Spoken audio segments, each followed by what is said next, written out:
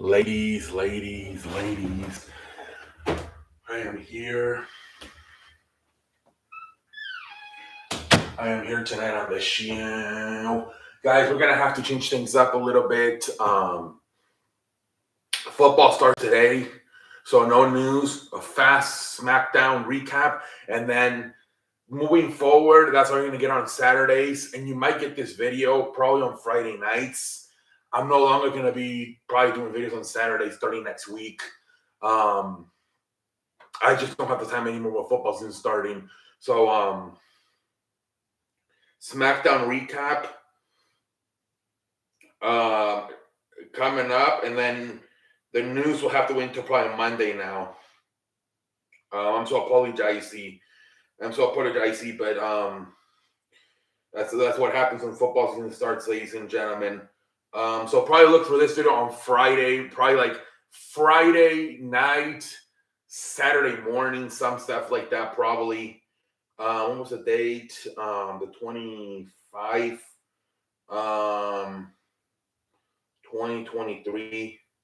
So yeah, look at this video, like I said, somewhere between Friday night and Saturday morning going forward. And just a recap, no more freaking no more news. Anyways, let's go. From freaking Kentucky, SmackDown kicks off, man, with a Bray Wyatt tribute. Everybody's gathered outside for the 10 bells. Michael Cole announcing everything on the microphone. Then after that, they do a tribute video, very good tribute video. Eric Rowan was there, Braun Strowman, Cody Rhodes. They were all brought in. Cody Rhodes was also brought in to do a tribute to Terry the Funk, who also passed away, who was a great friend of his father. But yeah, man. Then we had our first match of the night, Rey Mysterio versus Grayson Waller. Very fun match at the end. Austin Theory and Santos Escobar interfere. Rey Mysterio wins. He freaking retains. So he will face Austin Theory at Payback for the United States Championship. Then we get freaking we get the women's match. Io Sky defending her title versus Zelina Vega. Very fun match, and actually, the Io Sky, I believe, won this match clean without neither Bailey or Dakota Kai getting involved. So fun little match for the women's championship, and Io Sky retains it. Then we have Cody Rhodes do a promo talking about the relationship that he and his father had with Terry Funk. And then it leads up to a hardcore tag team match between the Brawling Brutes and the Street Profits. Fun match, I guess. A lot of people are complaining about the weapons. I think what happens too is compared to what AEW does in these type of matches, it's gonna make it look WWE's gonna make it look like shit, right? Because obviously they're a lot more restricted with a lot of this stuff. So that's what happens now, I feel like, with anytime that you should put up on a hardcore match, it looks like complete shit if you're comparing it to what AEW does.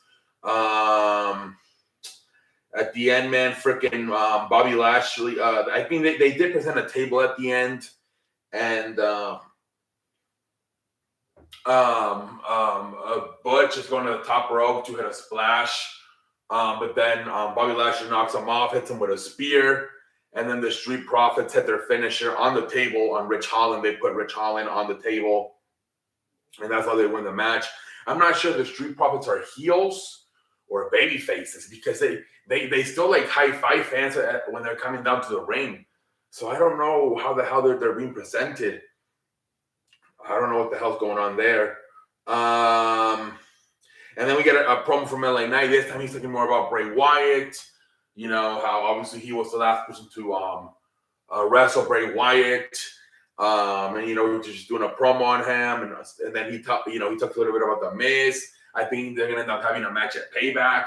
He told The Miz one time one wise man told me run, and stuff like that. And then they ended up doing LA Knight, Finn Balor, which is the last opponent Bray Wyatt fought, LA Knight. and the first opponent he fought as the Fiend was Finn Balor. So that was pretty cool. They did that.